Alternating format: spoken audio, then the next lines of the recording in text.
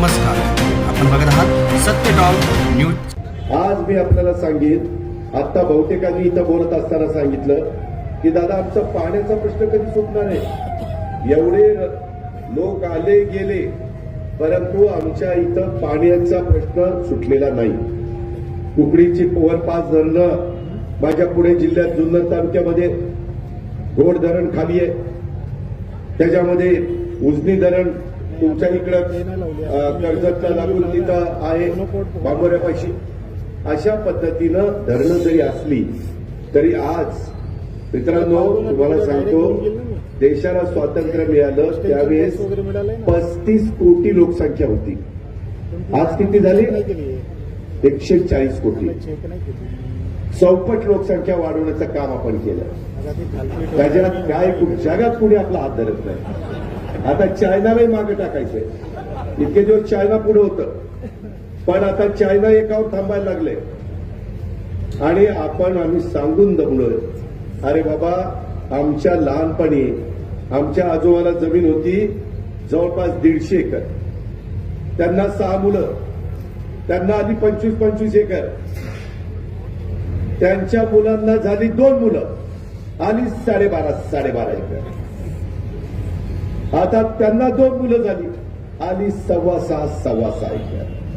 पुढच्या वेळेस अत्यल्प भूधार आहे आणि त्याच्या पुढच्या वेळेस भूमिहीन।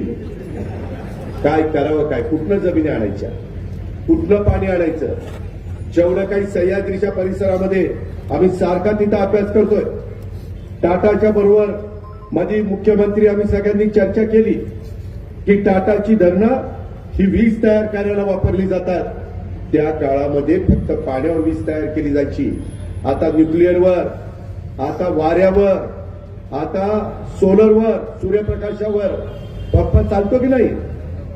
त्याच्यामध्ये आता त्याच्या संदर्भात ट्रोजन बगॅसवर, तुमच्या भागातले कारखाने बगॅसवर वीज तयार करतात। कितीतरी वेगवेगळे प्रकार वीज तयार करायचे निघालेले आहेत आणि त्यामुळं आम्ही त्यांना म्हणलं की बाबा आम्ही तुम्हाला दुसरी वीज देतो, आज पाण्याला महत्व जास्त आहे, तुम्ही तुमचं पाणी प्यायला द्या पुण्याला आणि पिंपरी चिंचवडला, म्हणजे शेतकऱ्यांना शेतीचं पाणी कमी पडणार नाही। आज सोलापूर उजनी धरणात सोलापूरला पिण्याच्या पाण्याच्या योजना झाल्या, पण कमी पडते म्हणून आता दुसरी पाईपलाईन चालली।